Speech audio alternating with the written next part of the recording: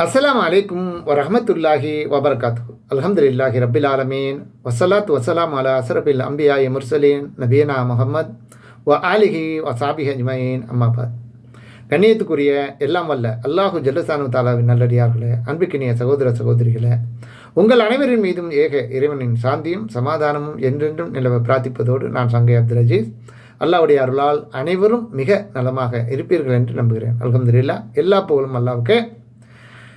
இது இஸ்லாமிய வரலாறுகள் தொடர் காணொலியில் பாகம் 22. இந்த காணொலியில் பத்ர் போரின் முழுமையான வரலாற்றை சுருக்கமாக பார்க்க இருக்கிறோம். அதாவது இன்றைய ரமலான் பிறை 17ஆம் நாளில் அன்றைய நபி ஸல்லல்லாஹு அலைஹி வஸல்லம் அவர்களும் நபி தோழர்களும் வாழ்ந்த ஆரம்ப காலத்தில் நடந்த ரமலான் 17ஆவது நாளில் நடந்த முதலாவது போர், இஸ்லாமிய வரலாற்றில் முதலாக நடைபெற்ற ஒரு போர் தான் பத்ர் போர். அதை பற்றி நம்ம தெளிவாக பார்ப்போம். நபி ஸல்லல்லாஹு அலைஹி வஸல்லம் அவர்கள் ஓரிரை கொள்கையை மக்களிடம் எடுத்துரைத்த போது கடும் எதிர்ப்புகளை சந்தித்து வந்தார்கள். அவற்றின் உச்சக்கட்டமாக இஸ்லாத்தை ஏற்றுக்கொண்ட நபி தோழர்களை, ஆண்களையும் பெண்களையும் சொல்லென துன்பத்திற்கு ஆளாக்கப்பட்டார்கள். பல நபித்தோழர் ஆண்களையும் பெண்களையும் கருவறுக்க போர்கள் தொடுக்கப்பட்டன. இப்படி நிறைய அநியாயங்கள் செஞ்சார்கள். ஏறத்தாழ 13 ஆண்டு காலம் மக்காவில் அவர்கள் சொல்லென துன்பத்துக்கு ஆளாகி, அதன் பிறகு அல்லாஹுவின் உத்தரவின் பேரில் தோழர் அபூபக்கரோடு இருவரும் சேர்ந்து மதினாவை நோக்கி ஹிஜ்ரத் செய்கிறார்கள். அதன் பிறகு அங்கே அல்லாஹ்வின் மிக பெரும் கருணையால் மக்களை ஈர்த்து இஸ்லாமிய ஆட்சி ஒன்று அமலுக்கு வந்துவிடுகிறது. அதன் பிறகு அமைதியாக தங்களுடைய பிரச்சாரத்தை மேற்கொண்டு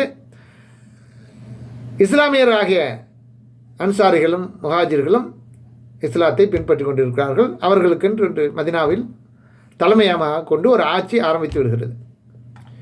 அந்த வகையில் இஸ்லாமிய வரலாற்றில் நபிகள் நாயகம் ஸல்லல்லாஹு அலைஹி வஸல்லம் அவர்களின் போர்களில் முக்கியத்துவமான போராகவும் முதல் போராகவும் இஸ்லாமிய வரலாற்றில் இந்த பத்ர் போர் மிக பிரபலமான ஒரு போர். நபி ஸல்லல்லாஹு அலைஹி வஸல்லம் அவர்கள் மக்காவுக்கு சென்று முஸ்லீம்கள், அதாவது மதீனாவுக்கு சென்று முஸ்லீம்கள் ஒரு ஆட்சியை நிறுவிவிட்டார்கள், அவர்களை இனி சும்மா விடக்கூடாது என்ற கர்வம் கட்டி கொண்டிருந்த மக்கா காபிர்கள் நேரம் எதிர்பார்த்து கொண்டிருந்தார்கள். இப்படிப்பட்ட சூழ்நிலையில் ஒரு சந்தர்ப்பம் ஏற்படுகிறது. எப்படி? ரமலான் 17ஆம் நாள் இறுதி இறை தூதர் முகமது நபி ஸல்லல்லாஹு அலைஹி வஸல்லம் அவர்கள் நேருக்கு நேர் எதிரிகளை சந்தித்த முதல் போர் இந்த போர் தான். நபி ஸல்லல்லாஹு அலைஹி வஸல்லம் அவர்கள் ஓரிரை கொள்கையை மக்களுக்கு எடுத்துரைத்த போது கடும் எதிர்ப்புகளை அவர்கள் சந்தித்தார்கள். அவற்றின் உச்சக்கட்டமாக இஸ்லாத்தை ஏற்ற மக்களை கடுமையாக வேதனைக்கு ஆளாக்கப்பட்டார்கள். அந்த வகையில் இஸ்லாமிய வரலாற்றில் நபிகளார் சந்தித்த போர்களில் மிக முக்கியத்துவமான போராகவும் இது இஸ்லாமிய வரலாற்றில் முதல் போராகவும் இருப்பது தான் பத்ர் போர்.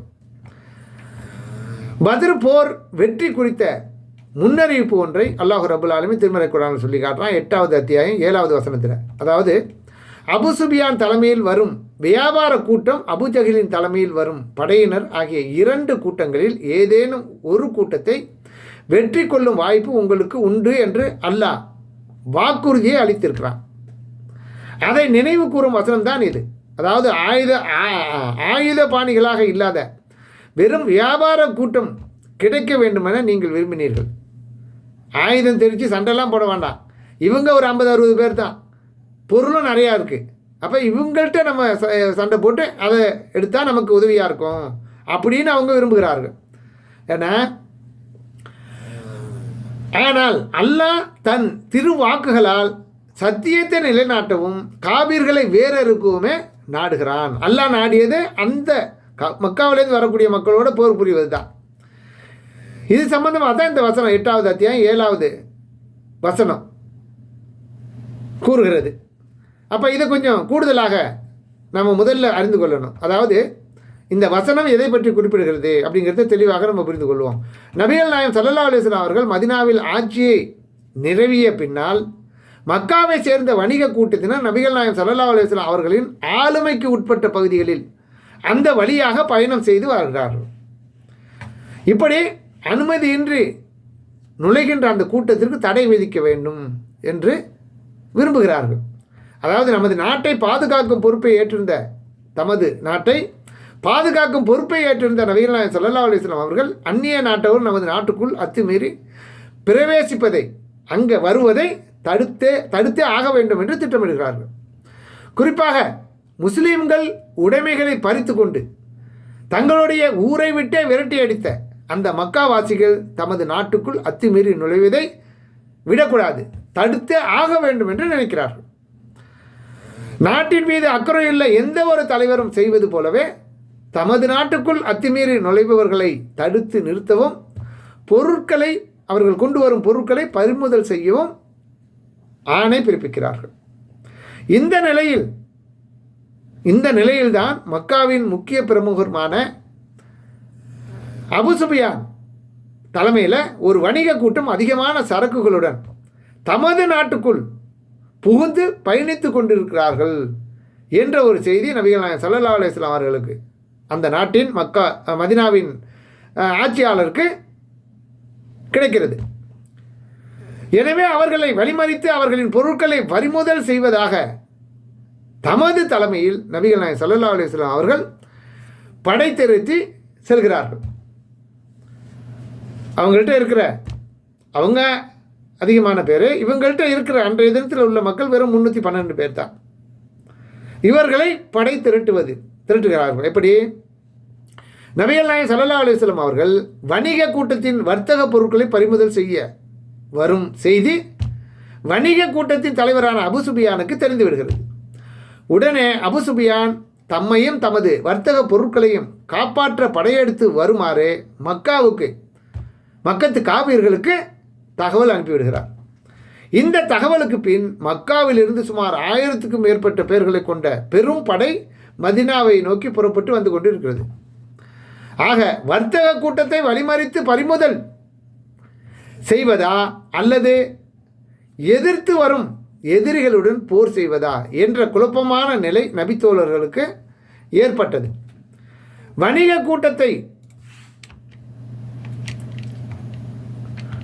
கூட்டத்தை வழிமறித்தால் அதிக இரத்தம் சிந்தாமல், போரில் கஷ்டப்படாமல் அவர்களை வெற்றி கொள்ள முடியும் என்பதாலும், அவர்களின் பொருட்களை ரொம்ப ஏழ்மையான வழியில் இருக்காங்களா ஆரம்பத்தில் பங்கு போட்டு கொள்ளலாம் என்பதாலும் அதை தான் பெரும்பாலும் அந்த மக்கள் விரும்புகிறார்கள்.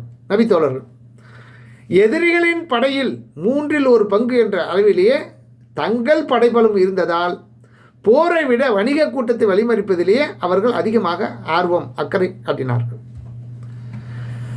ஆயினும் நபிகள் நாயகம் ஸல்லல்லாஹு அலைஹி வஸல்லம் அவர்கள் எதிரிகளை களத்தில் சந்திப்பதையே தேர்வு செய்தார்கள். எதிரிகளை பத்ர் என்னும் இடத்தில் நடந்த மாபெரும் போரை பற்றி இனி அடுத்து விவரமாக காண்போம். போர் நடந்த காலம். பத்ர் போர்க்களம் ரமலான் மாதம் வெள்ளிக்கிழமை 17ஆம் நாள் நடந்தது. கஸ்வத்துல் பத்ர். இதை அறிவிப்பவர் இப்னு அப்பாஸ் ரலியல்லாஹு அன்ஹு அவர்கள் நூல் அகமதில் 2121வது ஹதீஸாக இடம்பெற்றிருக்கு. இது தொடர்பாக அல்லாஹ் ரப்பல் ஆலமீன் திருமறை குர்ஆனில் பேசுகிறான்.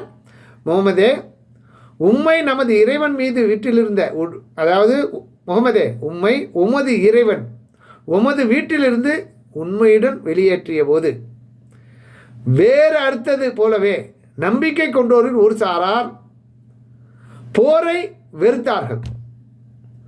உண்மை தெளிவாக தெரிந்த பின்பு உம்மிடம் எதிர்வாதம் செய்கிறார்கள். பார்த்து கொண்டிருக்கும் போதே மரணத்திற்கு இழுத்து செல்லப்படுபவர்களைப் போல் அவர்கள் இருக்கிறார்கள். எதிரிகளின் 2 கூட்டத்தினரில் ஒன்று உங்களுக்கு சாதகமாக இருக்கும் என்று அல்லாஹ் உங்களுக்கு வாக்களித்ததை நீங்கள் எண்ணி பாருங்கள். ஆயுதம் தரிக்காத வியாபார கூட்டம் உங்களுக்கு வேண்டும் என்று நீங்கள் விரும்புகிறீர்கள். அல்லாஹ் தனது கட்டளைகள் மூலம் உண்மையை நிலைநாட்டவும் தன்னை மறுப்போரை வேறறுக்கவுமே விரும்புகிறான். குற்றவாளிகள் வெறுத்த போதும் உண்மையை நிலைநாட்டி பொய்யை அழித்திட அவன் நாடுகிறான் என்று அல்லாஹ் ரப்பல் ஆலமீன் 8வது அத்தியாயத்தில் 5, 6, 7, 8 ஆகிய 4 வசனங்களில் அல்லாஹ் சொல்லி காட்டுகிறான். இதற்கு நபி தோழர்களுடைய கருத்து, அதாவது அபு சுஃபியான் தலைமையில் வணிக குழு வரும் தகவல் அல்லாஹ்வின் தூதர் ஸல்லல்லாஹு அலைஹி வஸல்லம் அவர்களுக்கு எட்டிய போது தாம் தோழர்களிடம் ஆலோசனை கேட்டார்கள். அபூபக்கர் ரலியல்லாஹு அன்ஹு அவர்கள் தமது கருத்தை சொன்னபோது அதை அல்லாஹ்வின் தூதர் ஸல்லல்லாஹு அலைஹி வஸல்லம் அவர்கள் கண்டுகொள்ளவில்லை. பின்னர் உமர் ரலியல்லாஹு அன்ஹு அவர்கள் தமது கருத்தை சொன்னபோதும் கண்டுகொள்ளவில்லை. அப்போது அன்சாரிகளில் கஸ்ராஜ் கூட்டத்தாரின் தலைவர் சாத் பின் உபாதா ரலியல்லாஹு அன்ஹு அவர்கள் எழுந்து, எங்கள் அன்சாரிகளின் கருத்துக்களையா நீங்கள் எதிர்பார்க்கிறீர்கள் அல்லாஹ்வின் தூதரே என்று கேட்கிறார்கள். என் உயிர் எவன் கையில் உள்ளதோ அந்த அல்லாஹ்வின் மீது ஆணையாக எங்கள் குதிரைகளை கடலுக்குள் செலுத்துமாறு நீங்கள் உத்தரவிட்டாலும் நிச்சயமாக நாங்கள் செலுத்துவோம். எங்கள் குதிரைகள் பிடரிகளில் அடித்து தொலைவில் உள்ள ஃபர்குல் கிமாத் நோக்கி விரட்டி செல்லுமாறு நீங்கள் உத்தரவிட்டாலும் நாங்கள் அவ்வாறே செய்வோம். கவலைப்படாதீர்கள், உத்தரவிடுங்கள், நாங்கள் கட்டுப்பட காத்திருக்கிறோம் என்ற உறுதிமொழியை தருகிறார்கள். இதை அனஸ் ரலியல்லாஹு அன்ஹு அவர் அறிவிக்கக்கூடிய இந்த செய்தி முஸ்லீமில் 3646 ஹதீஸாக இடம்பெற்றிருக்கு. அதாவது, நான் மிக்தாத் பின் அஸ்வத் ரலியல்லாஹு அன்ஹு அவர்களது அவைக்கு சென்றேன். நான் அவர்களது அவையில் கலந்து கொண்டு அவர்கள் கூறும் விஷயங்களை எடுத்துரைப்பவனாக இருப்பது அதற்கு நிகரான மற்ற அனைத்தையும் விட எனக்கு விருப்பமானதாகவும் அது இருந்தது. மிக்தாத் பின் அஸ்வத் அலி அவர்களிடம் என்னிடம் கூறுகிறார்கள், நான் நபி ஸல்லல்லாஹு அலைஹி வஸல்லம் அவர்கள் இணை வைப்போருக்கு எதிராக பிரார்த்தித்து கொண்டே இருந்தபோது அவரிடம் சென்றேன். அப்போது நான் இறைத்தூதர் மூசாவின் சமுதாயத்தார் நீங்களும் உங்கள் இறைவனும் போய் அவர்களோடு போர் செய்யுங்கள் என்று நகைப்பாக கூறியது போல நாங்கள் யாரும் கூற மாட்டோம். மாறாக நாங்கள் தங்களின் வலது பக்கமும் இடது பக்கமும் முன்னாலும் பின்னாலும் நின்று தங்கள் எதிரிகளிடம் போராடுவோம் என்று சொன்னேன். யார்கிட்ட? அல்லாஹ்வுடைய தூதர் அவர்கள்ட்ட சொல்கிறாங்க. இதை கேட்டதும் நபி ஸல்லல்லாஹு அலைஹி வஸல்லம் அவர்களின் முகம் ஒளிர்ந்ததை நான் கண்டேன். எனது சொல் அவர்களை மகிழ்விக்க செய்தது. இதை அறிவிப்பவர் அப்துல்லா பின் மசூத் ரலியல்லாஹு அன்ஹு அவர்கள் நூல் புகாரில் 3952 ஹதீஸாக இது இடம்பெற்றிருக்கு. அபு சுஃபியான் பாதுகாப்பாக மக்காவை சென்றடைந்த ஒரு விஷயம், அதாவது நபி ஸல்லல்லாஹு அலைஹி வஸல்லம் அவர்கள் தலைமையில் தமது பொருட்களை அபகரிக்க ஒரு கூட்டம் வருகிறது என்பதை அறிந்த அபு சுஃபியான் வேறு வழியில் மக்காவிற்கு பத்திரமாக சென்று விடுகிறார். இந்த தகவலை மதீனாவை நோக்கி சென்ற அபுஜஹல் கூட்டத்திற்கு தெரிவித்து திரும்பி விடுமாறும் கூறிவிட்டார். ஆனால் அபுஜஹல் முன்வைத்த காலை பின்வைக்க மாட்டேன் என்று இஸ்லாத்தை ஒழிக்க வேண்டும் என எண்ணியவன் போர் செய்யாமல் வரவே மாட்டேன் என்று அதில் உறுதியாக இருந்து விட்டான். இது தொடர்பாக திருமறை குர்ஆன் சொல்கிறது, தமது இல்லங்களிலிருந்து பெருமைக்காகவும் மக்களுக்கு காட்டவும் புறப்பட்டவரை போன்றும் அல்லாவின் பாதையை விட்டு மக்களை தடுத்தவர்களை போன்றும் ஆகிவிடாதீர்கள், நீங்கள் ஆகிவிடாதீர்கள், அவர்கள் செய்பவற்றை அல்லாஹ் முழுமையாக அறிபவன் என்று அதே 8வது அத்தியாயத்தில் 47வது வசனத்தில் அல்லாஹ் சொல்லி காட்டுகிறான்.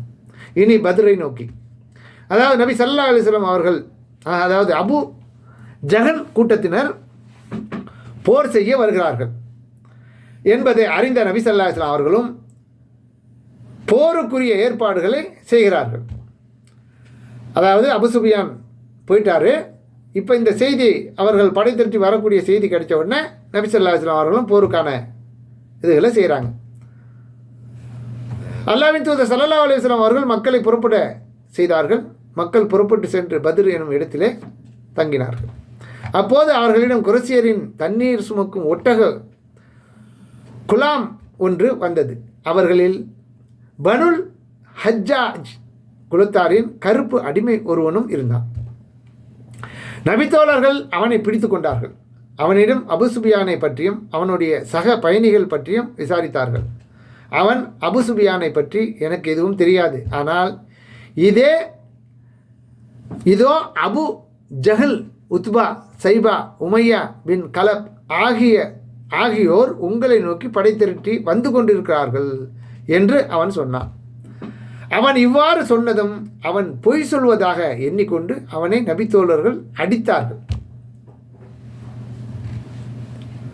அப்போது அவன் ஆம் எனக்கு தெரியும், நான் சொல்கிறேன், இதோ அபு சுஃபியான் வந்து கொண்டிருக்கிறார் என்று போய் சொன்னான். அடிப்பதை நிறுத்திவிட்டு அவனிடம் கேட்டால் அபு சுஃபியான் பற்றி எனக்கு எதுவும் தெரியாது, ஆனால் திரும்பவும் அதையே சொல்கிறான், இதோ அபுஜஹல், உத்பா, சைபா, உமையா பின் கலப் மக்களுடன் வந்து கொண்டிருக்கிறார்கள் என்று சொன்னான். மீண்டும் அவன் இவ்வாறு சொன்னதும் அவனை நபித்தோழர்கள் அடிக்க ஆரம்பிக்கிறாங்க. அப்போது அல்லாஹ்வின் தூதர் ஸல்லல்லாஹு அலைஹி வஸல்லம் அவர்கள் அங்கு நின்று தொழுது கொண்டிருக்கிறார்கள். இப்படி அவர்கள் நடந்து கொள்வதை அவர்கள் கண்டதும் தொழுகையை சுருக்கமாக சீக்கிரம் முடித்து திரும்பினார்கள். மேலும் என் உயிர் எவன் கையில் உள்ளதோ அந்த அல்லாஹ்வின் மீது ஆணையாக அவன் உண்மையை சொல்லும்போது அடிக்கிறீர்கள், பொய் சொல்லும்போது அடிப்பதை நிறுத்திவிடுகிறீர்களே என்று மக்களை கண்டிக்கிறாங்க. அப்போது அல்லாஹ்வின் தூதர் ஸல்லல்லாஹு அலைஹி வஸல்லம் அவர்கள், இது என்ன மனிதர் மாண்டு விழும் இடம் என்று கூறி பூமியில் தமது கையை வைத்து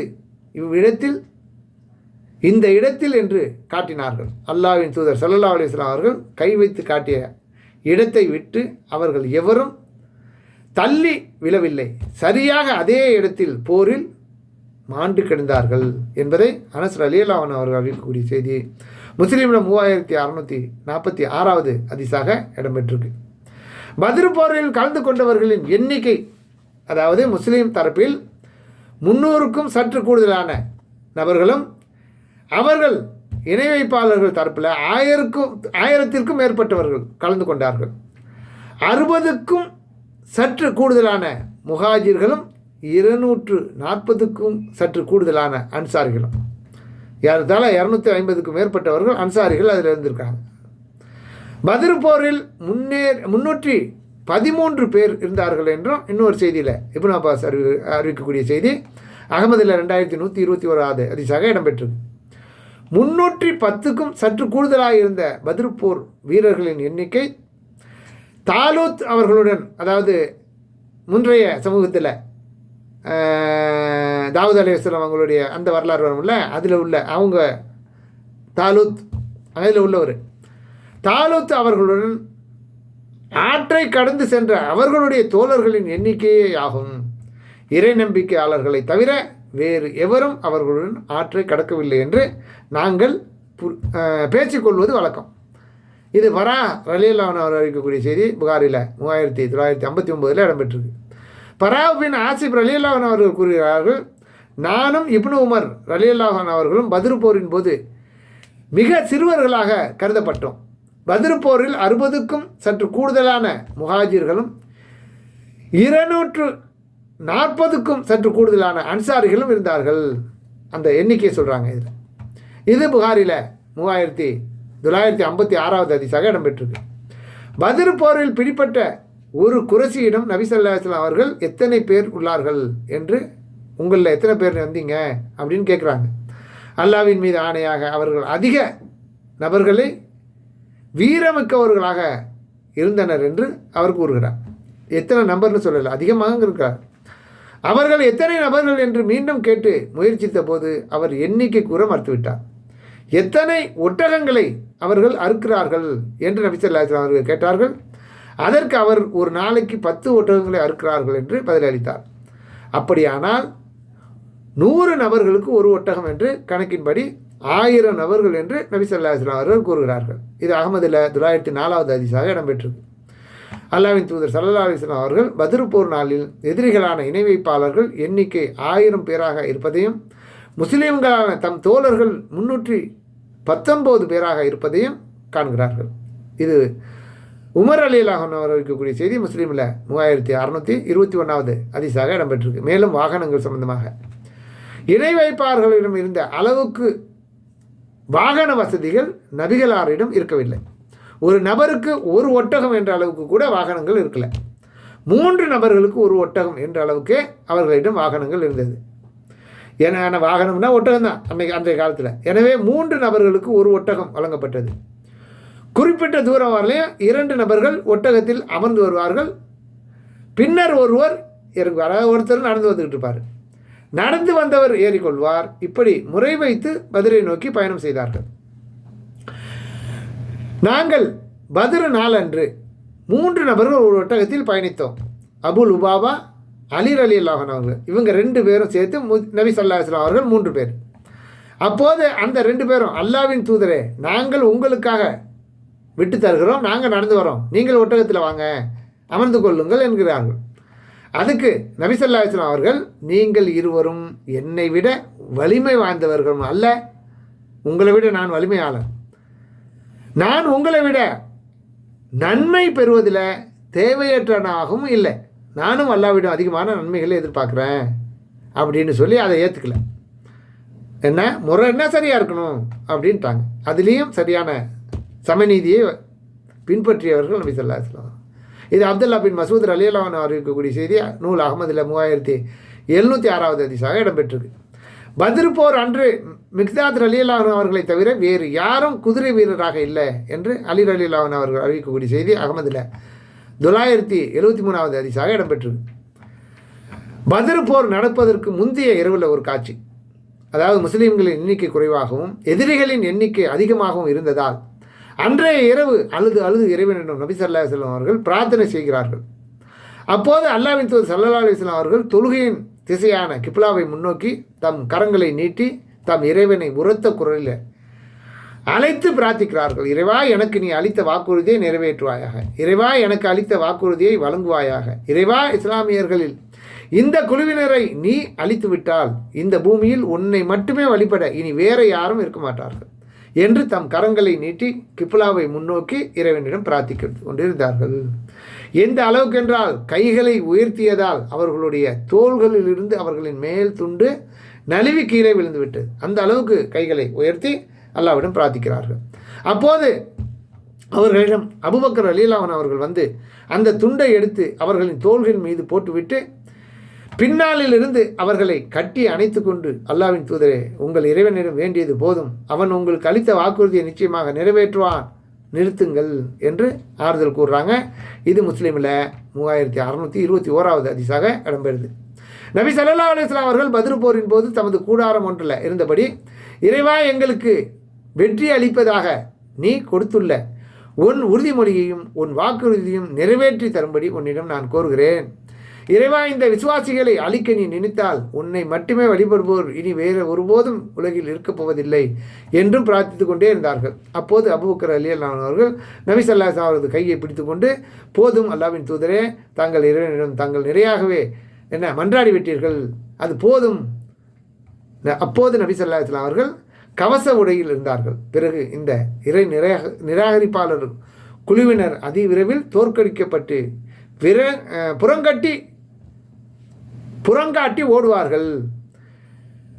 தவிரவும் மேலும் மறுமைதான் அவர்களுக்கு வாக்களிக்கப்பட்ட காலமாகும், மறுமை அவர்களுக்கு அதிர்ச்சி அளிக்கக்கூடியதும் பிறகு கசப்பானதுமாகும் என்ற 54வது அத்தியாயம் 45-46வது வசனங்களை ஓதியபடி அங்கிருந்து நபி அவர்கள் வெளியேறினார்கள் என்று இப்னு அப்பாஸ் ரலியல்லாஹு அன்ஹு அவர் அறிவிக்கக்கூடிய செய்தி புகாரில் 4877வது ஹதீஸாக இடம்பெற்றிருக்கு. அதுக்கு அடுத்து ஒரு சிறிய தூக்கம், உங்களுக்கு சிறு தூக்கத்தை அவன் ஏற்படுத்தியதை எண்ணி பாருங்கள் என்று அல்லாஹ் நினைவுபடுத்துகிறான். உங்களுக்கு நாம் சிறு தூக்கத்தை அவன் அல்லாஹ் ஏற்படுத்தியதை எண்ணி பாருங்கள், அது அவனிடம் இருந்து கிடைத்த நிம்மதியாக இருந்தது. தண்ணீர் மூலம் உங்களை தூய்மைப்படுத்திடவும் உங்களை விட்டும் சைத்தானின் அசுத்தத்தை போக்கிடவும் உங்கள் உள்ளங்களில் பலப்படுத்தவும் உங்களுடைய உள்ளங்களை பலப்படுத்தவும் உங்கள் பாதங்களை அதன் மூலம் உறுதிப்படுத்திடுவோமே, வானத்திலிருந்து அல்லாஹ் அற்புதமான ஒரு தண்ணீரை உங்கள் மீது இறக்கினான். இது 8வது அத்தியாயம் 11வது வசனத்தில் இப்படி ஒரு செய்தியை இறக்கி அவர்களுக்கு நற்செய்தியை கூறுகிறான்.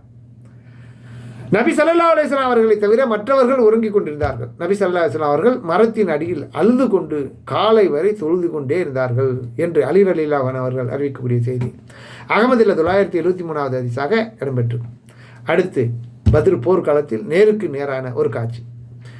பத்ர் போர்க்காலத்தில் எதிரிகளை முஸ்லிம்கள் நேருக்கு நேர் சந்தித்தார்கள். அப்போது மக்காவில் இருந்து வந்தவர்களிடம்தான் முதலில் போரிடுவோம் என்று இணை வைப்பவர்கள் கூறியதால் முஹாஜிர்கள் முதலில் அவர்களிடம் போர் செய்ய சென்றார்கள். உத்பா பின் ரபியாவும் அவன் மகனும் மற்றும் அவனுடைய சகோதரனும் போரிட முன் வந்தனர். அதில் உத்பா யார் நேரடியாக மோத தயார் என்று கேட்டான். அப்போது அன்சாரி இளைஞர்கள் முன் வந்தார்கள். நீங்கள் யார் என்று கேட்டான். நாங்கள் அன்சாரிகள் என்ற விவரத்தை தெரிவித்தார். உங்களிடம் எங்களுக்கு எந்த தேவையும் இல்லை, உங்களோடு நாங்கள் போரிட வரல, நாங்கள் எங்கள் தந்தையின் உடன் பிறந்தவர்களிடம், அதாவது முஜாஹிர்களிடம் மோதவே நாடுகிறோம் என்று அவர் விருப்பத்தை கூறுறாங்க. அப்போது நபி ஸல்லல்லாஹு அலைஹி வஸல்லம் அவர்கள், அம்சா எழுந்திரும், அலி எழுந்திரும், உபைதா பின் அல் ஹாரிஸ் எழுந்திரு என்று கூறினார்கள். ஹம்சா அவர்கள் உத்பாவிடமும் நான் சைபாவிடமும் மோதினேன். உபைதாவும் வலீதும் மாறி மாறி வெற்றி கொண்டனர். ஒருவர் மற்றவரை காயமுற செய்தார்கள். பின்னர் நாங்கள் வலீதை தாக்கி கொன்றோம், உபைதாவை சுமந்து சென்றோம் என்று அலி ரலியல்லாஹு அன்ஹு அவர்கள் அறிவிக்கிறார்கள். இது அபுதாவுல 2291வது ஹதீஸாக இடம்பெற்றது. அலி பின் அபு தாலிப் ரலியல்லாஹு அன்ஹு அவர்கள் கூறுவதாவது, இறை மறுப்பாளர்கள் போரிட்டது தொடர்பாக மறுமை நாளில் பெரும் கருணையாளனாகிய ரஹ்மானுக்கு முன்னால் வழக்காடுவதாக மண்டியிடுபவர்களில் இந்த சமுதாயத்திலேயே நான் தான் முதல் நபராக இருப்பேன். இதை கைஸ் பின் உபாதா அவர்கள் கூறுகிறார்கள். அதாவது இவர்கள் தங்களுடைய இறைவனின் மார்க்க விஷயத்தில் சண்டையிட்டு கொண்ட இரு பிரிவினர் ஆவார்கள் என்றும் 22வது அத்தியாயம் 19வது வசனத்தில் இறைவசனம், பத்ரு போரின் போது களத்தில் இறங்கி தனித்து நின்று போராடிய இஸ்லாமிய வீரர்களான அலி, ஹம்சா, உபைதா பின் ஹாரிஸ் ரலியல்லாஹு அன்ஹு அவர்கள் ஆகியோருடைய மற்றும் இறை மறுப்பாளர்களான சைபா பின் ரபியா, உத்பா பின் ரபியா, வலீத் பின் உத்பா ஆகியோர் தொடர்பாகவே அருளப்பட்டது என்று சொல்லக்கூடிய செய்தி புகாரில் 3965வது ஹதீஸாக இடம்பெற்றது. பராவ் பின் ஆசிப் ரலியல்லாஹு அன்ஹு அவர்களிடம் ஒருவர், அலி ரலியல்லாஹு அன்ஹு அவர்கள் பத்ரு போரில் கலந்து கொண்டார்களா என்று கேட்டார். ஆம், கலந்து கொண்டார்கள். சுவாசத்திற்கு மேல் சுவாசம் அணிந்து கொண்டு களத்தில் இறங்கி தனித்து போராடினார்கள் என்று பராவ் ரலியல்லாஹு அன்ஹு அவர்கள் பதிலளித்தார்கள். இது புகாரில் 3970வது ஹதீஸாக இடம்பெற்றது. எதிரிகள் குறைந்த எண்ணிக்கை ஆனார்கள்.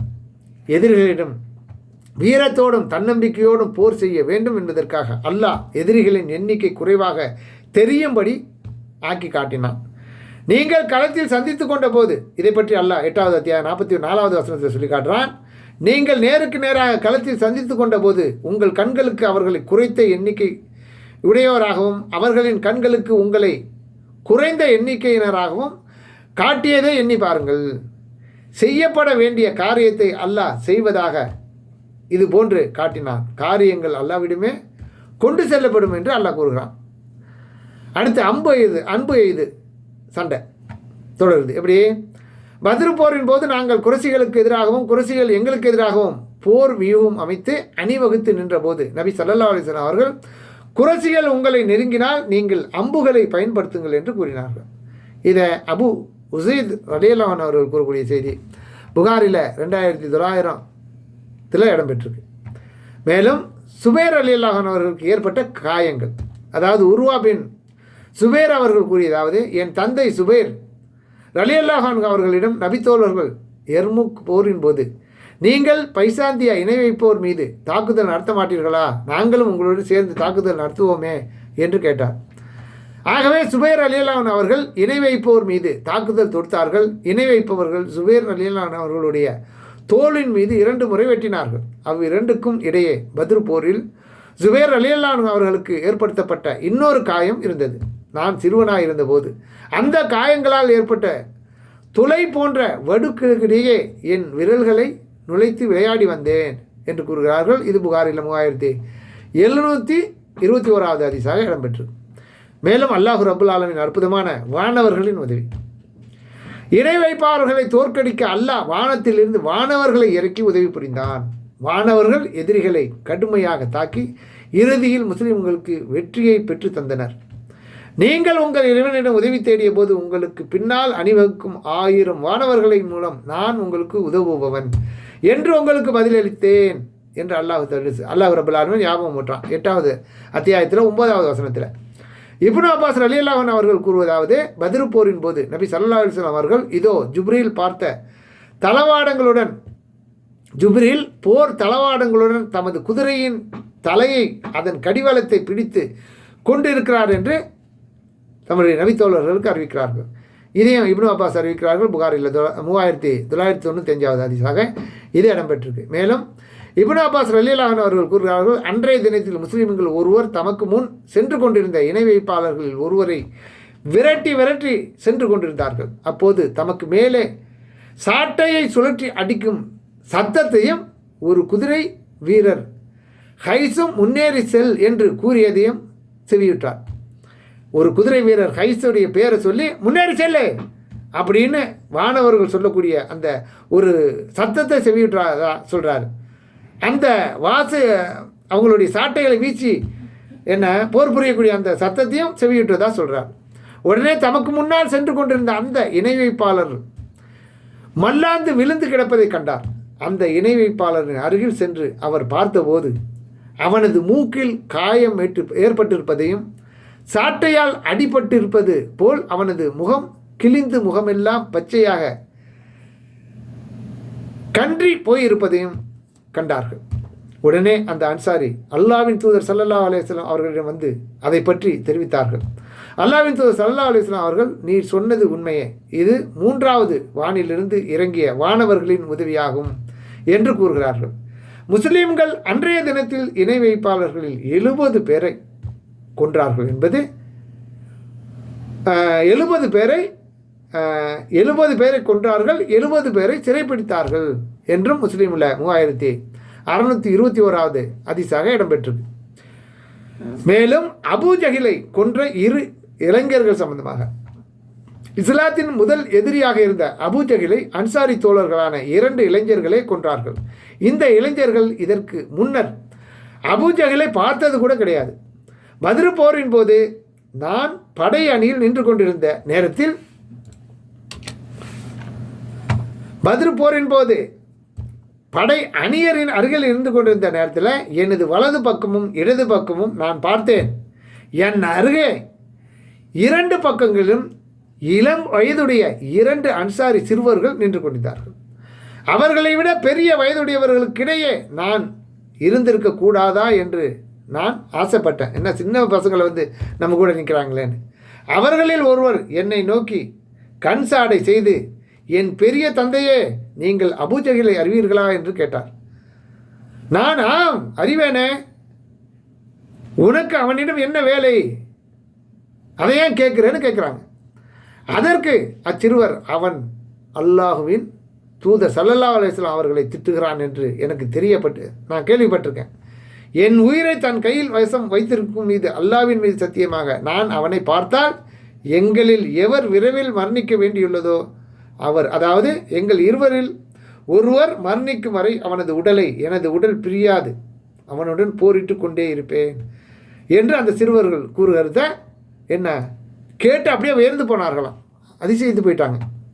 என்ன அப்போது மற்றொரு சிறுவரும் கண்சாடை காட்டி முதல் சிறுவர் கூறியதை போன்று அவரும் சொல்கிறார்.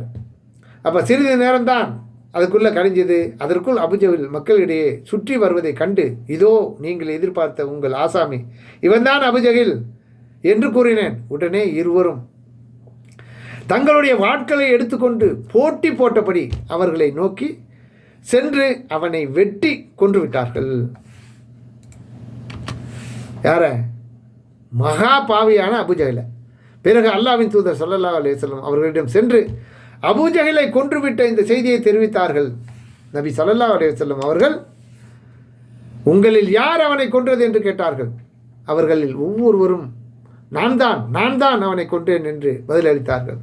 நபி ஸல்லல்லாஹு அலைஹி வஸல்லம் அவர்கள், உங்கள் வாட்களில் நீங்கள் இரத்தக்கரை போக துடைத்து விட்டீர்களா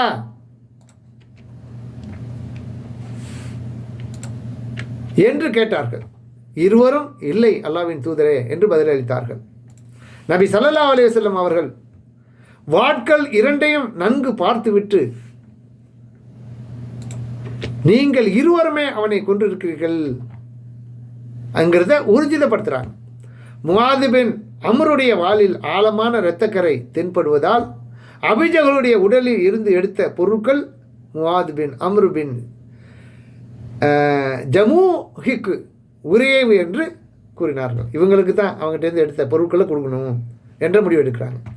அந்த சிறுவர்கள் இருவரும் முஆத் பின் அஃப்ரா ரலியல்லாஹு அவர்களும் முஆத் பின் அம்ரு பின் ஜமூஹ் ரலி அவர்களும் ஆவார்கள். அவங்க 2 பேருடைய பேரும் இது.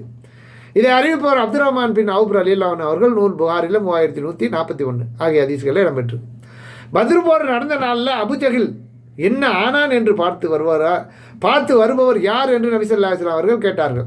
ஆள் அனுப்புறதுக்கு. உடனே இப்னு மசூத் ரலியல்லாஹு அன்ஹு அவர்களை பார்த்து வர போகிறார், அவனை பார்க்குறான்னு சொல்லிட்டு போகிறாங்க. அவனை அப்ராவின் இரு புதல்வர்கள் முஆவித் ஆகிய இருவரும் பலமாக தாக்கிவிடவே அவன் குற்றுயிராக இருக்க கண்டார்கள். இப்னு மசூத் ரலியல்லாஹு அன்ஹு அவர்கள் அவனது தாடியை பிடித்து கொண்டு, அபு ஜஹிலே நீயா என்று கேட்டார்கள். அப்போது அவன் தம் சமுதாயத்தை மக்களிலேயே கொல்லப்பட்டு விட்ட, அதாவது தன்னுடைய சமுதாயத்து மக்களாலேயே கொல்லப்பட்டு விட்ட ஒரு மனிதனுக்கு மேலாக, அல்லது நீங்களே கொன்றுவிட்ட ஒரு மனிதனுக்கு மேலாக ஒருவன் உண்டா என்று கேட்டான். இதே அனஸ் பின் மாலிக் ரலியல்லாஹு அன்ஹு அறிவிக்கக்கூடிய செய்தி 3963வது செய்தியாக இடம்பெற்றிருக்கு. பத்ரு போரில் அபுஜஹலின் உயிர்கள் ஊசலாடி கொண்டிருந்த போது நான் அவனிடம் வந்தேன். அப்போது அவன், நீங்கள் எவனை கொலை செய்தீர்களோ அவனை விட சிறந்தவன் ஒருவன் உண்டா என்று தன்னைத்தானே புகழ்ந்தபடி சொன்னான். இதை அறிவிப்பவர் அப்துல்லா பின் மசூத் ரலியல்லாஹு அன்ஹு அவர்கள் புகாரில் 3961வது ஹதீஸாக இடம்பெற்றிருக்கு. மேலும் பத்ரு போரில் கொல்லப்பட்ட முஸ்லீம்களை பற்றிய ஒரு செய்தி. அதாவது பத்ரு போரில் முஸ்லீம்கள் தரப்பிலும் சில தோழர்கள் கொல்லப்பட்டார்கள். எதிரிகள் தரப்பில் பெரும் தலைவர்களும் மற்றும் பலரின் தலைகளும் உருண்டு விட்டன. ஹாரிசா பின் சுரகா ரலியல்லாஹு அன்ஹு அவர்களின் தாயாரான உம்மு ருபை பின்த் ஃபரா ரலியல்லாஹு அன்ஹு அவர்கள் நபி ஸல்லல்லாஹு அலைஹி வஸல்லம் அவர்களிடம் வந்து, அல்லாஹ்வின் தூதரே, ஹாரிசாவை பற்றி தாங்கள் எனக்கு செய்தி அறிவிக்க மாட்டீர்களா? அவங்களுடைய மகன் பற்றி கேட்குறாங்க. போருக்கு வந்தார, அவரை பற்றி ஒன்று சொல்ல மாட்டீங்களான்னு வந்து கேட்குறாங்க. அவர் பத்ரு போர் அன்று கொல்லப்பட்டிருந்தார். அவர் மீது எங்கிருந்தோ வந்த ஒரு அன்பு பாய்ந்திருந்துச்சு. அவர் சொர்க்கத்தில் இருந்ததால் நான் பொறுமையை கை கொள்வேன். அதாவது அவர் சொர்க்கத்தில் இருந்தால் அவர் என்ன நிலை ஆக போகிறாரே, அவருக்கு சொர்க்கம் கிடைக்குமா, அப்படி இருந்தால் நான் சந்தோஷப்படுவேன் அப்படின்னு அவங்க கேட்குறாங்க அல்லாஹ்வுடைய தூதர்கிட்ட. பொறுமையை கை கொள்வேன், அல்லது அவர் வேறு எந்த துன்ப நிலையிலாவது இருந்தால் அவருக்காக நான் கடுமையாக அழுது அல்லாஹ்விடம் பிரார்த்திப்பேன் அப்படின்னு கேட்குறாங்க. நபி ஸல்லல்லாஹு அலைஹி வஸல்லம் அவர்கள், ஆரிசாவின் தாயே, சொர்க்கத்தில் பல படித்தரங்கள் கொண்ட தோட்டங்கள் உள்ளன. உன் மகன் அவற்றில் மிக உயர்ந்த பிரதோஸ் எனும் சொர்க்கத்தை தன் உயிர் தியாகத்திற்கான பிரதிபலனாக பெற்றுக்கொண்டார் என்று அந்த அம்மாவுக்கு ஆறுதல் சொல்கிறாங்க. இதை அனஸ் ரலியல்லாஹு அன்ஹு அறிவிக்கக்கூடிய செய்தி புகாரில் 2809வது ஹதீஸாக இடம்பெற்றிருக்கு. எனக்கு திருமணம் நடந்து அன்று காலை நபி ஸல்லல்லாஹு அலைஹி வஸல்லம் அவர்கள் என்னிடம் வந்தார்கள். இந்த ஹதீஸை கேட்டுக்கொண்டிருந்த காலித் பின் தக்வான் அவர்களிடம், எனக்கு அருகில் நீங்கள் அமர்ந்திருப்பது போல நபி ஸல்லல்லாஹு அலைஹி வஸல்லம் அவர்கள் எனது விருப்பின் மீது அமர்ந்திருந்தார்கள் என்று ருபையு கூறினார்கள். அங்கு சில முஸ்லீம் சிறுமிகள் சலங்கை இல்லா சஞ்சரங்களை அடித்துக்கொண்டு பத்ரு போரில் கொல்லப்பட்ட தங்கள் முன்னோர்களை புகழ்ந்து இரங்கல் பாடிக்கொண்டிருந்தார்கள். அவர்களில் ஒரு சிறுமி, எங்களிடையே ஒரு இறைத்தூதர் இருக்கிறார், அவர் நாளை நடக்க விரும்பதையும் அறிவார் என்று கூறினார். உடனே அல்லாஹ்வின் தூதர் ஸல்லல்லாஹு அலைஹி வஸல்லம் அவர்கள், இப்படி சொல்லாதே, அந்த சிறுமியை தடுக்கிறாங்க, அப்படி சொல்லக்கூடாது, இதை விடுத்து முன்பு நீ என்ன சொல்லி பாடிக்கொண்டிருந்தாதையோ அதையே சொல்லி பாடுன்னு சொல்லி நபி ஸல்லல்லாஹு அலைஹி வஸல்லம் அவர்கள் சொன்ன செய்தியை புகாரில் 4001வது ஹதீஸாக இடம்பெற்றிருக்கு. மேலும் கொல்லப்பட்ட இணை வைப்பாளர் சம்பந்தமான ஒரு செய்தி. அபுஜஹல் கூட்டத்தினரில் 70க்கும் அதிகமானவர்கள் கொல்லப்பட்டார்கள். உஹது போரின் போது நபி ஸல்லல்லாஹு அலைஹி வஸல்லம் அவர்கள் மலை கணவாயில் நிறுத்தப்பட்ட அம்பெய்யும் வீரர்களுக்கு அப்துல்லா பின் ஜுபைர் ரலியல்லாஹு அன்ஹு அவர்களை தலைவராக நியமித்திருந்தார்கள். அந்த போரின் போது முஸ்லீம்களாகிய எங்களில் 70 பேர்களை இணை வைப்பாளர்களான அவர்கள் கொன்றார்கள். அதற்கு முன் நடந்த பத்ரு போரின் போது நாங்கள் நபி ஸல்லல்லாஹு அலைஹி வஸல்லம் அவர்களும் அவர்களுடைய தோழர்களும் இணை வைப்பாளர்களில் 70 பேர்களை கைது செய்து இன்னும் 70 பேர்களை கொன்று ஆக மொத்தம் 140 பேர்களை வீழ்த்தினோம். இதை பற்றி அபு சுஃபியான் கூறினார்கள், இந்த உஹது போரின் நான் பத்ருடைய நாளுக்கு பதிலாகும் போர் என்பதே கிணற்று வாளிகள் தான் மாறி மாறி தான் இறைக்க முடியும். கிணத்து வாளின்னு சொன்னால் மாறி தான் இறைக்கணும். அது மாதிரி அந்த போருக்கு பிற்பாடு எங்களுக்கு வெற்றி, அவங்களுக்கு தோல்வி, அவங்களுக்கு வெற்றி, எங்களுக்கு தோல்வி, இப்படி நடந்துச்சுங்கிறத அறிவிக்கிறாங்க. இதை பராவர் ரலியல்லாஹு அன்ஹு அறிவிக்கக்கூடிய செய்தி புகாரில் 3986வது ஹதீஸாக இடம்பெற்றிருக்கு. அடுத்து கிணற்றில் போடப்பட்ட இணை வைப்பாளர்கள் சம்பந்தமான ஒரு செய்தி. அதாவது பத்ரு போரில் கொல்லப்பட்ட இணை வைப்பாளர்களில் 24 தலைவர்கள் கிணற்றில் தூக்கி எறியப்பட்டார்கள். அங்கே பெரிய பாலடைந்த கிணறு இருக்கு இல்லையா, அதில் தூக்கி எறியப்படுகிறார்கள். பத்ரு போர் முடிந்த நாலு அன்று முடிந்த அன்னைக்கு நபி ஸல்லல்லாஹு அலைஹி வஸல்லம் அவர்கள் குறைசி தலைவர்களில் 24 பேர்களின் சடலங்களை பத்ருடைய அந்த பத்ருங்கிற அந்த இடத்துல இருக்கக்கூடிய கிணறுகளில் அசுத்தமானதும் அசுத்தப்படுத்த கூடியதுமான கற்களால் உற்சவர் எடுக்கப்பட்டு கிணறு ஒன்றில் தூக்கி போடுமாறு உத்தரவிட்டார்கள். அப்போ எதிரி கூட்டத்தினர் இவரிடம் வந்தாவது நபி ஸல்லல்லாஹு அலைஹி வஸல்லம் அவர்கள் போரிட்டு வெற்றி கண்டால் போரிட்ட இடத்தில் உள்ள திறந்த வெளியில் 3 நாட்கள் தங்கி செல்வது அவர்களது வழக்கமாக இருந்தது.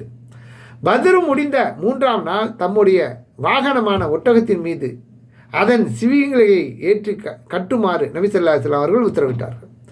ஆகவே அதன் மீது அதன் சிவிங்கை கட்டப்பட்டது. பிறகு நபி ஸல்லல்லாஹு அலைஹி வஸல்லம் அவர்கள் புறப்பட்டு சென்றார்கள். அவர்களுடைய தோழர்களும் அவர்களை பின்தொடர்ந்து செல்கிறார்கள்.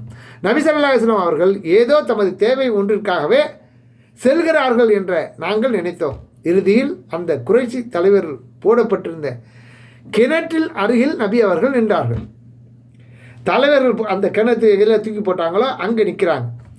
கிணற்றோரம் நின்றிருந்த நபி ஸல்லல்லாஹு அலைஹி வஸல்லம் அவர்கள் அதில் எரியப்பட்டிருந்த அவர்களுடைய பெயர்களை யார் யாரெல்லாம் தூக்கி எறியப்பட்டுச்சோ அவர்களுடைய பெயர்களையும் அவர்களுடைய தந்தையின் பெயர்களையும் குறிப்பிட்டு இன்னாரின் மகன் இன்னாரே, இன்னாரின் மகன் இன்னாரே, அல்லாவுக்கும் அவனுடைய தூதருக்கும் நீங்கள் கீழ்ப்படிந்து நடந்திருந்தால் இப்போது அது உங்களுக்கு மகிழ்ச்சி அளிக்கும் தானே. ஏனெனில் எங்களுடைய இரட்சகன் எங்களுக்கு வாக்களித்த நன்மைதனை உண்மையானது என்று நாங்கள் கண்டுகொண்டோம்.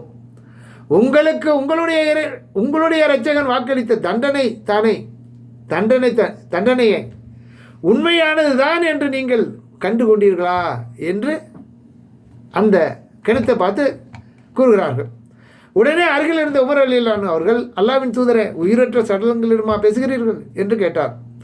அதற்கு நபி ஸல்லல்லாஹு அலைஹி வஸல்லம் அவர்கள், என்னுடைய உயிர் எவன் கைவசத்தில் உள்ளதோ அந்த அல்லாஹ்வின் மீது ஆணையாக நான் கூறுவதை கிணற்றில் உள்ள இவர்களை விட நன்கு செவியேற்பவர்களாக நீங்கள் இல்லை என்று, உங்களை விட அவங்க தெளிவாக செவியேற்கிறார்கள் என்று சொன்னாங்க.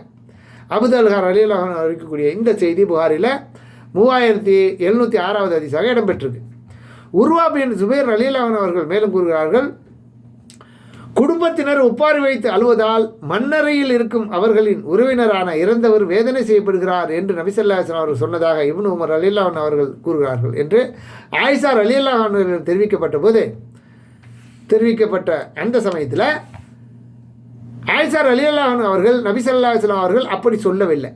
இறந்தவர் தன் வாழ்நாளில் புரிந்த சிறிய பெரிய பாவங்களின் காரணத்தினால வேதனை செய்யப்படுகிறார், அவருடைய குடும்பத்தினரோ இப்போது அவருக்காக அழுது கொண்டிருக்கிறார்கள் என்று தான் நபி ஸல்லல்லாஹு அலைஹி வஸல்லம் கூறினார்கள் என்று சொன்னார்கள்.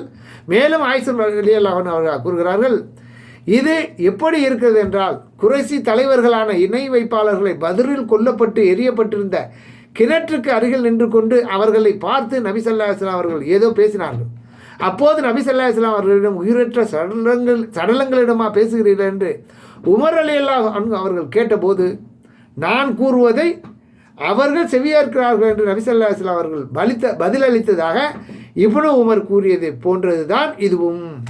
ஆனால் நான் அவர்களுக்கு சொல்லி வந்ததெல்லாம் உண்மை என்று இப்போது அவர்கள் அறிந்தார்கள் என்று தான் நபி ஸல்லல்லாஹு அலைஹி வஸல்லம் அவர்கள் கூறினார்கள். இப்போது நான் கூறுவதை அவர்கள் செவியுறுகிறார்கள் என்று நபியார்கள் சொல்லவில்லை.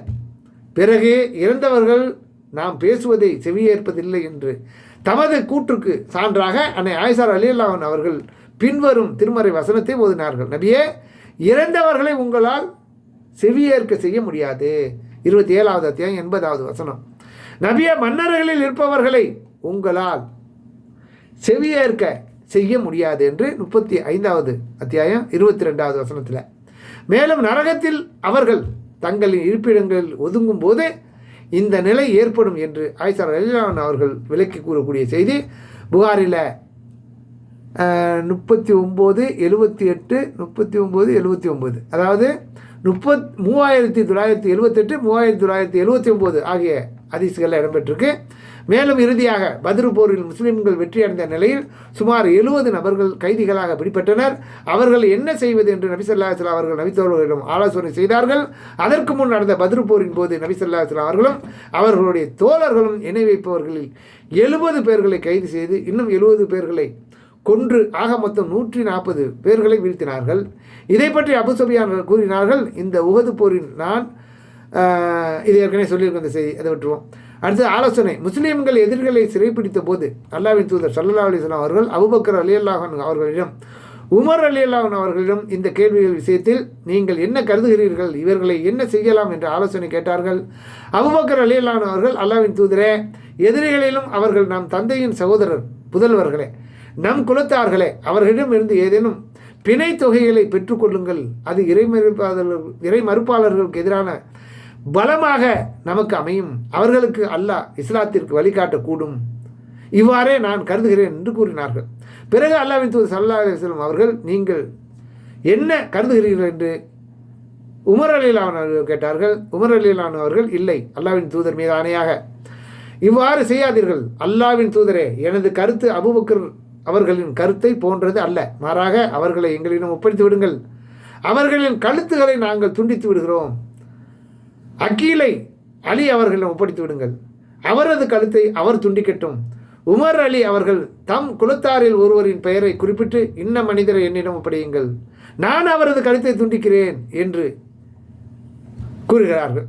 ஏனென்றால் இவர்கள் இறைமறுப்பின் தலைவர்கள், அதன் முன்னோடிகள், எனவே பிணை தொகை பெற்று இவர்களை விடுவிக்க வேண்டாம் என்று அவங்களுடைய ஆலோசனை சொல்கிறாங்க. அதற்கு இறைவனின் கண்டனம். உமர் ரலியல்லாஹு அன்ஹு அவர்கள் கூறுகிறார்கள், இப்படி நிறைய செய்திகள் போதுன்னு வைங்க, இம்பார்ட்டண்ட்டாக அந்த பத்ரு போரில் செய்ய வேண்டிய முக்கியமான இதுகள்லாம் வந்துருச்சு, டைமும் ரொம்ப கூடி போச்சு, இதுவரையிலும் இவ்வளவு டைம் உள்ளதை நான் பதிவு செய்யலை. தெளிவாக இந்த வீடியோவை டைம் இருக்கும்போது ஸ்டாப் பண்ணி மீண்டும் கேளுங்க, புரிந்து கொள்ளுங்கள். இந்த ரமலான் 17ஆம் நாள் நடந்த இந்த ஒரு சம்பவம் இஸ்லாமிய வரலாற்றில் முதலாவதாக நடந்த முதல் போர் என்பதை பதிவு செய்து கொள்வோம். அல்லாஹ் அவர்களுக்கும் நமக்கு அருள் புரிய போதுமானவன். நன்றி. தேங்க்ஸ் ஃபார் வாட்சிங். ஜஸாக்கல்லாஹ் ஹைரா.